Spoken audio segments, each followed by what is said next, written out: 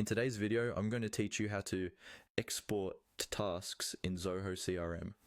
Exporting your task is really useful if you want to back up your data, share it with your team, or analyze it in tools like Excel or Google Sheets. I'll walk you through the whole process step by step so you can follow along on your own screen. First, go ahead and open Zoho CRM in your web browser and log into your account. Make sure you're using an account that has the right permissions to view and export tasks. If you're not sure about your access level, you may want to check with your system administrator before you start. Once you're inside Zoho CRM, look for the main navigation menu at the top of the page. Here, you'll see different modules like leads, contacts, deals, and so on. What you want to find is the section labeled Activities. Click on Activities to open it.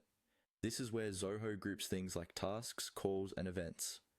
After you click Activities, you'll see several tabs or options related to different activity types. Look for the tab that says Tasks and click on it. This will display your task list. You might see them in a list view, a Kanban style board, or another layout your organization has chosen. Don't worry, the export option will still be available regardless of the view. Now that you're in the task section, look towards the top right area of the task list.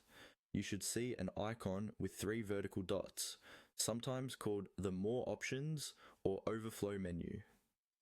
Click on these 3 dots to reveal additional actions you can take for this module. In the drop-down menu that appears, find and click on the option labeled Export Task. This is the command that starts the export process for your current task view. Keep in mind that your export may follow the filters or view you currently have selected, so it's a good idea to choose or customize the view you want before exporting, especially if you only need certain tasks. After you click Export Task, Zoho CRM will guide you with on-screen prompts. Follow these prompts carefully. You may be asked to choose a file format, usually something like CSV, and to